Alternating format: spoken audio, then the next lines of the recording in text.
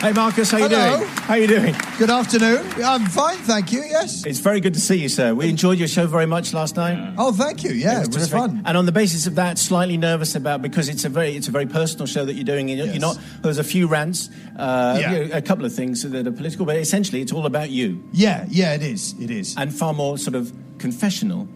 A little bit confessional, yes. I've always taken the view that comedians who only talk about themselves need to find a more interesting subject, but it turns out I am the most interesting thing in my own life. So I've stuck to that. Okay. But it was a great show, and you know Katie, we understand. I know Katie well. Oddly enough, we became firm friends floating about in the Arctic. We did. Of all places, happens to be true. Floating up and down the west coast of Greenland, meeting Inuit people and eating raw seal meat. This sounds like it must have been for television. Yeah, No, it wasn't. It was just a thing. No, and one of the best things that happened with me and Marcus, that we went to this Inuit museum and they had the kind of traditional clothes on show, and me and Marcus found a zip. It's true. It's true. Like all like amazing sealskin clothes, and you're like, wow, how do they do that? Like stitching, just using the skins of the a zip. A simple zip. Wonderful. Yeah.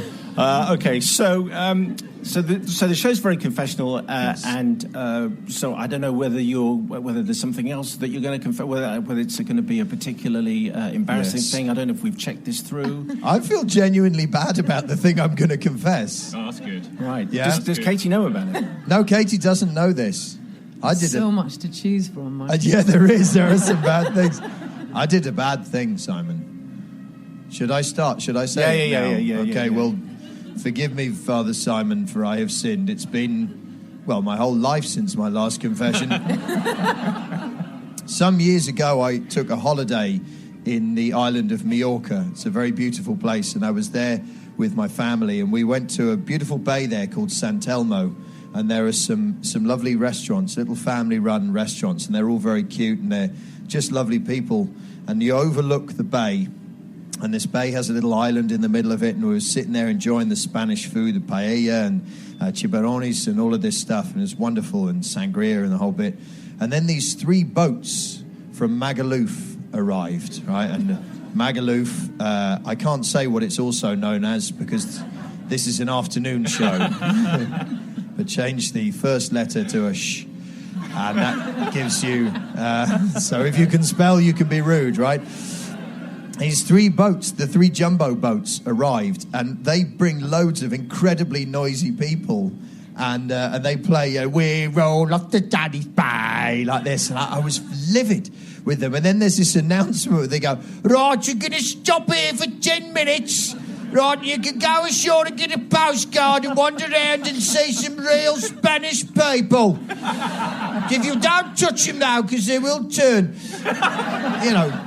And it spoiled it. Now, I had, at that time in my possession, that I had found on the internet, an enormous slingshot.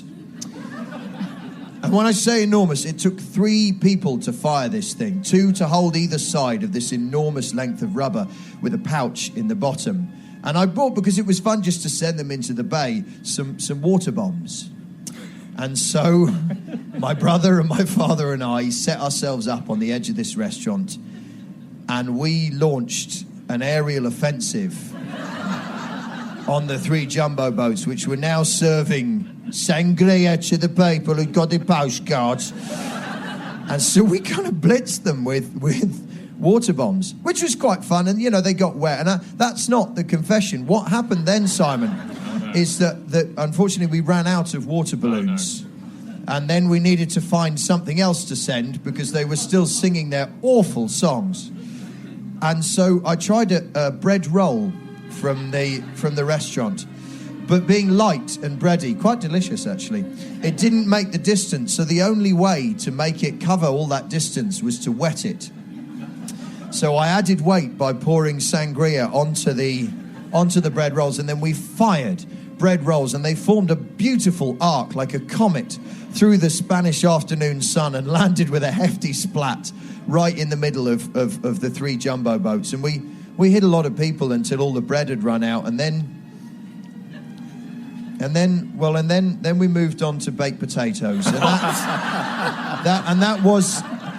that really may have been a step too far. And so we scattered people off the side of the boat. It was, in many ways, a terrible thing. So I'm here, Simon, to ask forgiveness. Obviously not for bombing them, they were awful, but for wasting bread and potatoes. Food waste is a really key issue. And that's really what I'm here to talk about. It was a lovely restaurant, and we just wasted bread that they'd baked with their own fair hand, and the beautiful potatoes which we could have eaten. And so I apologise for having wasted bread and spuds on such awful people. Because food waste is one of your big issues, isn't it? It's a big thing. Yeah. It's really important. We throw away a third of what we buy in this country, and I then took that on tour. Okay, it's Marcus Brigstocke's confession. It's one of the very rare slingshot confessions that actually ever will make it onto the air, because we're looking at the arbiter of confessional taste here, and if it's got a slingshot or a crossbow or a weapon of any kind, it's not going to get on normally. But it's Marcus's confession. Let's see. Katie Tunstall, personal friend of Marcus Brigstocke. Let's see what you think. Should we be forgiving Marcus or not? What do you think? Well, I have to say, I suspect Marcus has done much, much worse things in his life. We know that. See his show for details. And so, really, when it comes to the balance and the bigger picture, I think Marcus should be forgiven for it. Yes. You know how much I had to filter before I came up with one story that would be acceptable. Brother Matt. Bless you, Marcus, for bringing a political message Yes. into what is effectively a story about you pelting other people with baked potatoes. Yes. Well done for that. Yes. I've got to say, there were other things I could think of that were far worse to pelt them with. But I am going to turn this into a class war. I'm going to say that you just didn't like them because you don't like those people on the boat. And so therefore you decided there with your sangria and ordering food, doubtless in Spanish, because that's what you do on holiday. Yes, that's you right. took against them, and I'm going to turn it into that kind of story. Yes. And so therefore I am not going to forgive. The audience is with me. Pitchforks at the ready. You have, sir, correctly identified the fact that I am a colossal snob. Let's find out, audience, do you forgive Marcus Brigstocke or not? It's a cheer if you forgive, and it's a boo if you don't.